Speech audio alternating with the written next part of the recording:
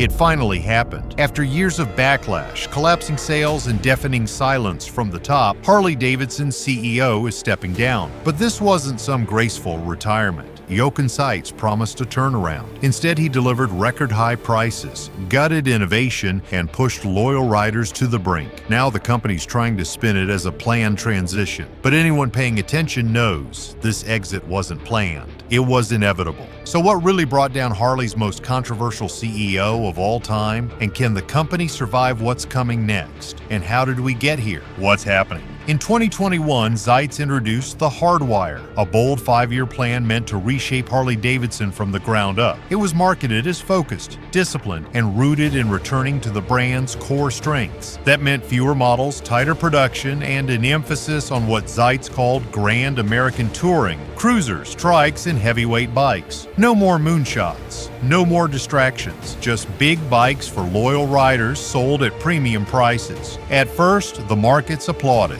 Wall Street liked the sound of build less, charge more. Investors saw a man making cuts, tightening focus, and squeezing profit from tradition. Share prices climbed.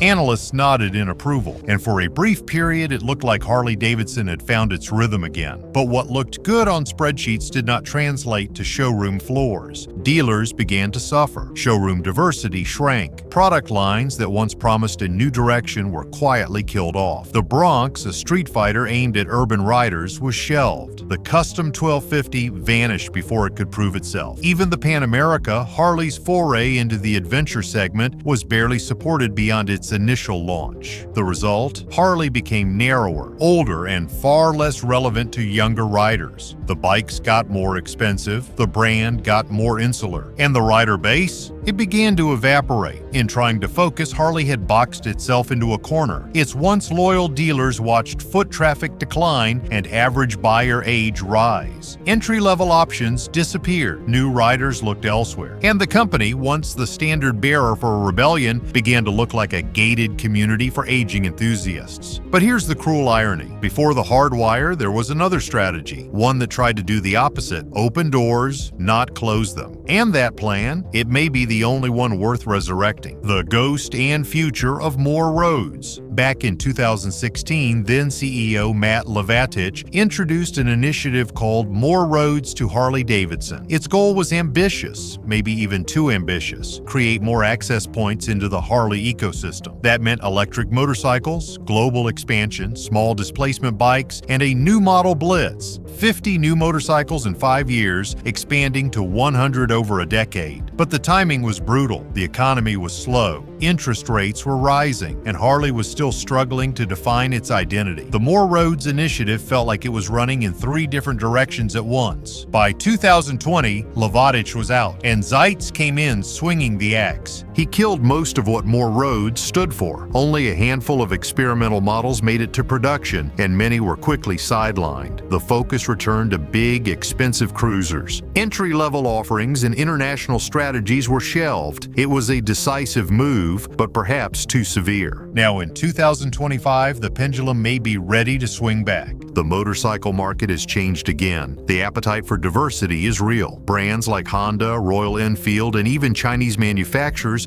are flooding the streets with bikes under $10,000. Young riders, many in their 20s and 30s, are more interested in modularity, urban mobility, and affordability than tradition, chrome, or engine rumble. And Harley, it's got one foot stuck in the past. Reviving a toned-down version of More Roads could be the strategic reset Harley desperately needs. Not the 100 bike fantasy, but a recalibrated effort to reach more riders, more markets, with more accessibility. But bringing it back would mean confronting everything Zeitz stood for. And his executions didn't just miss the mark, it ignited a backlash. We did the research so you didn't have to. If that felt like a fair deal, subscribing wouldn't hurt. The LiveWire Debacle. In 2019, Harley Davidson unveiled its first fully electric motorcycle, the LiveWire. It was sleek, fast, and undeniably ambitious. It was also a marketing and financial catastrophe, with a base price of nearly $30,000 United United States dollars, the LiveWire was launched into a market that didn't exist, at least not in the way Harley imagined it. The very riders who might have embraced an electric Harley, young, urban, eco-conscious, were also the ones least likely to drop luxury car money on a motorcycle. Meanwhile, Harley's core base wanted nothing to do with a bike that didn't rumble.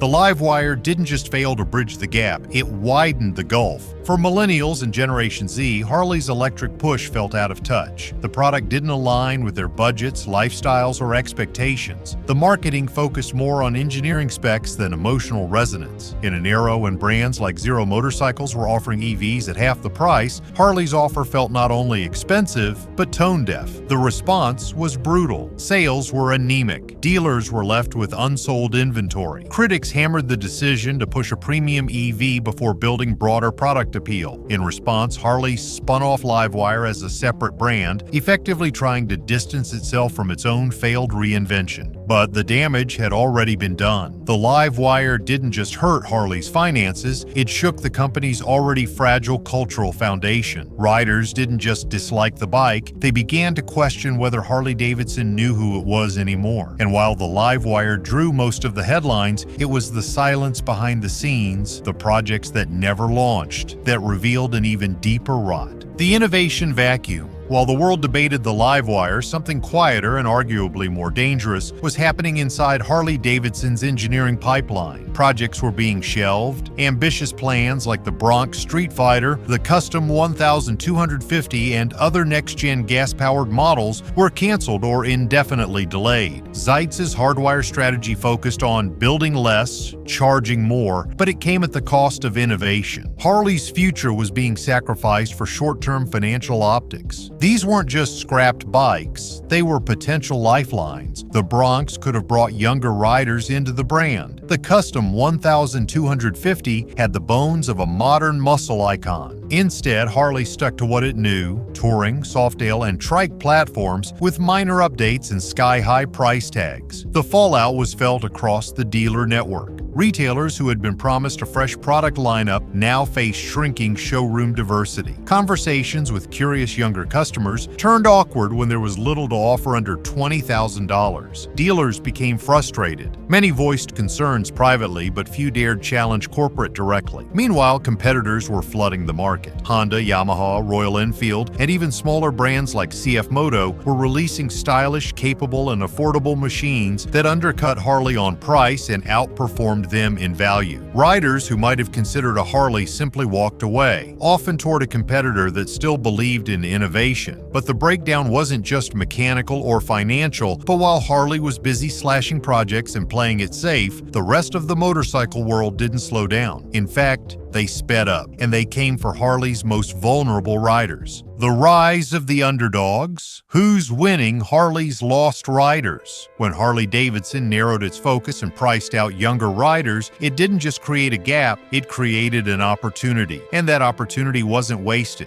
Across the globe, motorcycle brands, many of them once dismissed as niche or budget tier, are now thriving by giving Harley's lost audience exactly what they want. Start with Royal Enfield. Once seen as an old-school curiosity from India, the company has transformed itself into a global giant. Bikes like the Meteor, Classic 350, and the new Shotgun 650 offer retro charm, modern tech, and real-world usability, all for under $7,000. They've taken the old Harley blueprint, affordable, cool, simple, and actually executed on it. Then there's Honda. The Rebel 300 and 1100 series have done what Harley couldn't, offer modern cruisers that feel fun, responsive, and customizable at every level. Add in Honda's growing dominance in the lightweight adventure space with the CRF, Rally, and NX lineup, and it's clear. They're picking up new riders while Harley's stuck chasing nostalgia. Now enter the Chinese invasion. CF Moto, Benelli, and other rising players are filling showrooms with sharp-looking, tech-loaded bikes priced well under Harley's entire entry point. They're not perfect, but to a 25-year-old buying their first ride, a $7,000 scrambler with ABS and LED LiDAR riding is a whole lot more attractive than a $30,000 touring beast. It's not just about price, it's about presence. These brands are active on social media, YouTube, and TikTok. They're plugged into urban culture, modular design, and digital native aesthetics. While Harley pushes glossy brochures and chrome-draped promo shots, the underdogs are filming city rides, DIY builds, and backroad stories that speak to a new kind of rider. The result? Harley's competition isn't just catching up, they're passing by. And they're doing it by embracing everything Harley chose to ignore. But this wasn't just a market shift.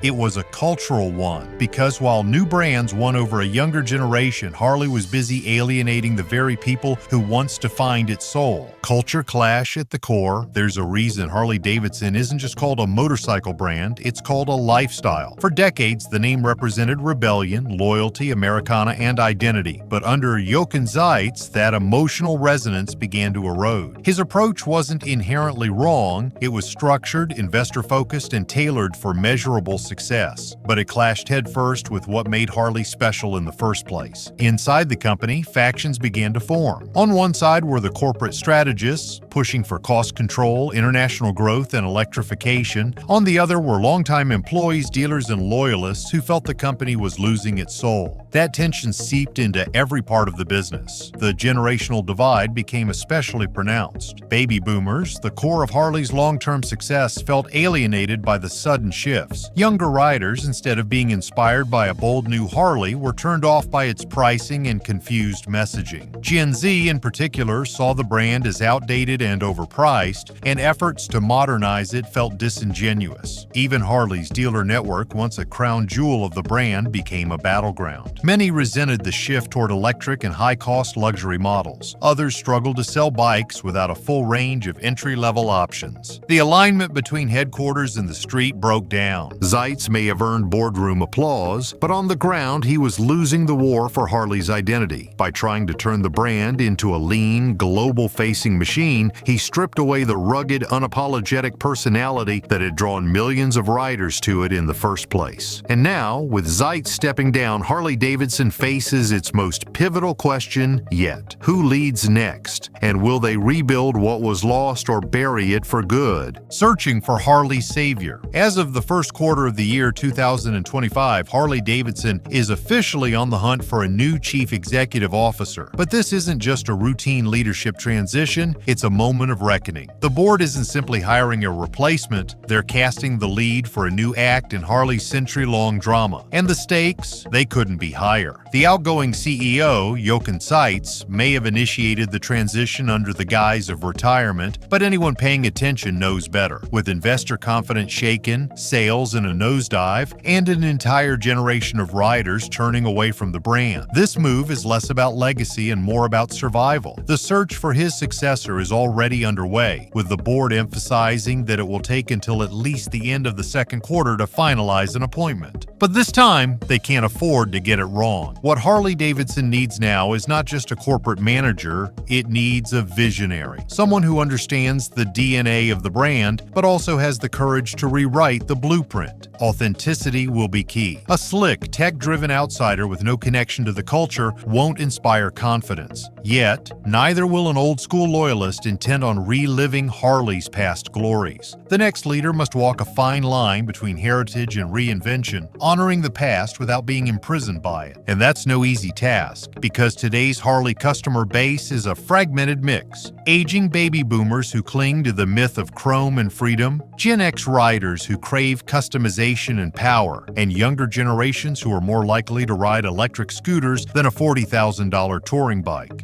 The board is looking for someone who can connect these dots, who can modernize without alienating, who can disrupt without destroying. The pressure to act quickly is intense. Shareholders want results, dealers want direction, and riders, they just want to be heard. Whoever steps into this role will be forced to prove themselves almost immediately. But if the board plays it safe, choosing comfort over courage, they might doom the brand to irrelevance. But even with the right leader, there's a bigger question looming. Will Harley actually let them take risks? The return of risk. Will Harley dare again? Harley Davidson is standing at the edge of a cliff. cliff. Behind it is the comfort of familiarity, big cruisers, loud pipes, and a marketing playbook built on nostalgia. Ahead is the uncertain terrain of transformation, smaller bikes, global outreach, digital-first engagement, and electrification. The new CEO will be handed a legacy, yes, but also a dilemma. Will they protect what Harley has been, or will they dare to imagine what it could be? The scars of past risks are still fresh. When Harley launched the LiveWire, its first electric motorcycle, it did so with bold ambition but disastrous execution. Priced at nearly $30,000 United States dollars, LiveWire was meant to usher in a new era. Instead, it alienated core riders and failed to win over the environmentally conscious Gen Z audience. It became a cautionary tale inside the company, a reminder that innovation without market fit can be deadly. Since then, Harley has grown timid. Projects like the Bronx Street Fighter and the Custom 1250 were shelved. Pan America, the company's venture into adventure touring, launched to strong reviews but received little support afterward. Internally, decision-makers became risk-averse, preferring minor tweaks to bold moves. As a result, Harley stagnated, creatively, culturally, and financially. And yet, avoiding risk is no longer an option. The market is changing too fast. Riders are evolving. Rivals like Royal Enfield, Honda, and Yamaha are capturing younger and more price-sensitive segments with lightweight, feature-rich motorcycles that cost a fraction of Harley's lineup. If the new CEO comes in with a mandate to preserve rather than innovate, they'll be steering the brand straight into a wall. But will they be allowed to take risks? Corporate boards often say they want bold thinking, but in practice, they fear disruption. For Harley to truly evolve, the leadership must have room to experiment, fail, and try again. That means reintroducing mid-range bikes. That means cutting through dealership resistance, and it might even mean abandoning sacred cows like the Milwaukee 8 engine in favor of the Revolution Max or future-forward platforms. Because in a collapsing market, playing it safe is the riskiest move of all. But while the leadership rethinks the future, a fire is already burning, one lit by the fallout from decisions Harley made to cut costs overseas. The Thailand fallout. After closing U.S. plants, Harley fled to Thailand. Now, the backlash is coming. In early 2024, Harley Davidson finalized a quiet but seismic shift. Faced with rising labor costs, the company moved a significant portion of production for the Revolution Max line to Thailand. On paper, it was a cost-cutting measure. In reality, it was a spark to a powder keg. Just months earlier, Harley had finalized a major labor contract with domestic workers, one that increased wages by nearly 40%. Workers celebrated what they believed was a renewed commitment to American manufacturing. But that celebration didn't last long. When Harley shuttered the very plants that built those bikes and shifted operations abroad, many viewed it as betrayal. The labor deal had barely dried when the machines were already shipping overseas. It wasn't just about jobs, it was about symbolism. Harley Davidson has long wrapped itself in the American flag, selling a vision of freedom, patriotism, and made in the USA pride. The move to Thailand pulled the curtain back on that image. Now, critics say Harley talks red, white, and blue, but builds in black and white spreadsheets. And the timing couldn't be worse. With political winds shifting and the possibility of Donald Trump returning to office, trade tensions are rising again. If Trump reinstates harsh tariffs, especially on foreign-made motorcycles, Harley could find itself caught in the crossfire. A production shift that once looked smart on paper could soon become a financial disaster. But even if Harley had kept those jobs in the United States, it wouldn't have solved their biggest problem, because the true threat to Harley's future is Harley's own past. The used market that's killing new sales. Walk into any Harley Davidson dealership today, and chances are you'll hear the same question from would-be buyers. Why would I pay $30,000 for a new one when I can get a mint-condition used one for half that? And the scary truth for Harley is, they're right. The used Harley market has exploded. Thousands of nearly new cruisers, touring bikes, and Softails, barely ridden, lovingly maintained, and garage kept, are flooding sites like Craigslist, Facebook Marketplace, and CycleTrader, and they're selling fast. The reason? Boomers are aging out of riding. One by one, the generation that once fueled Harley's golden era is retiring, not just from work, but from two wheels. Some are downsizing, others are selling off their extra bikes, and what's left behind is a tidal wave of well-kept inventory with barely any miles and no monthly payments. Harley's own success turned against itself. These bikes were built to last,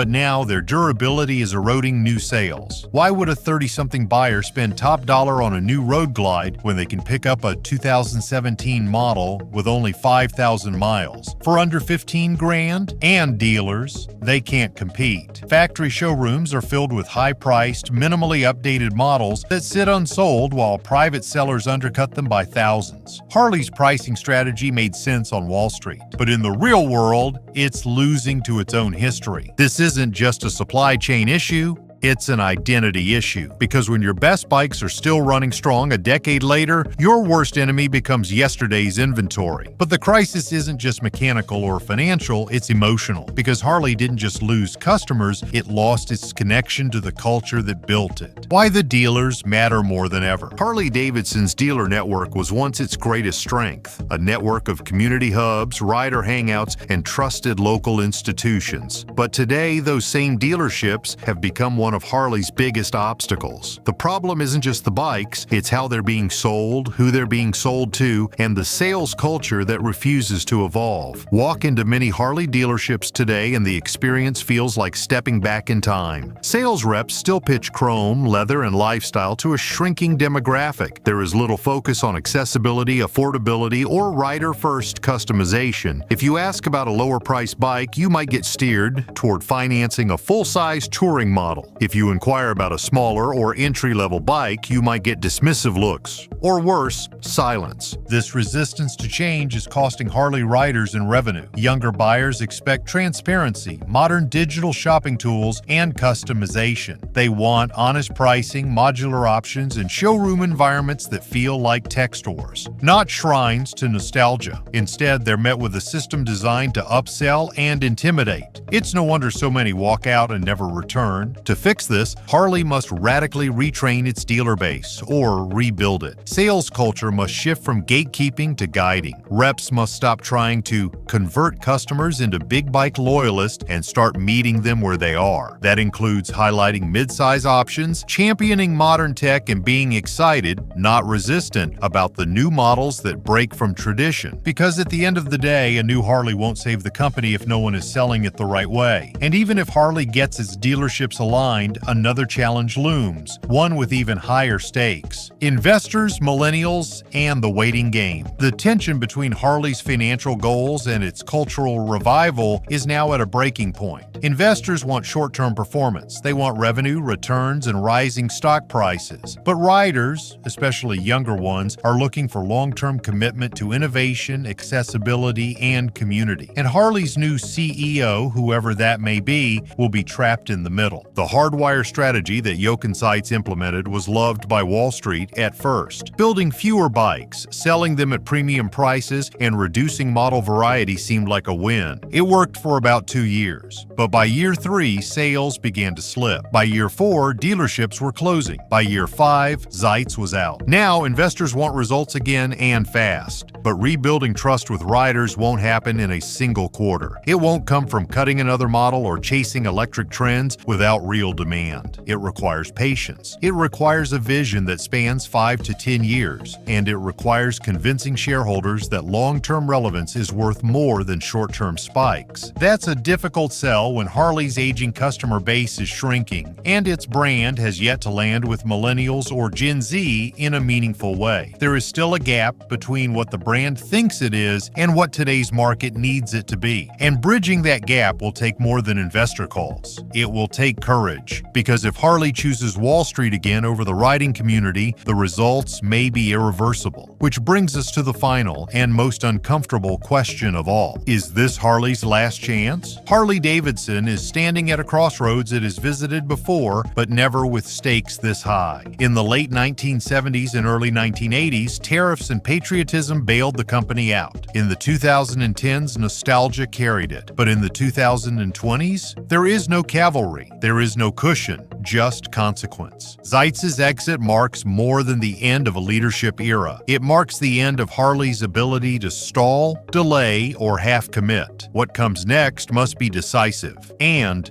different, because every core pillar of the company is under strain. The dealers are disillusioned, the riders are aging out, the brand feels stuck in a time warp, and younger audiences, even when they're intrigued, are priced out or turned off by the outdated vibe. So what does Harley Davidson want to be? A luxury nostalgia machine for boomers? A rebellious symbol for middle-aged patriots? Or a truly modern global motorcycle company that makes high-quality, accessible bikes for a new generation? It cannot be all three. It must choose. But now it's your turn. What should Harley do from here? Drop your thoughts in the comments. And if you want more deep dives like this one, hit subscribe. We're just getting started.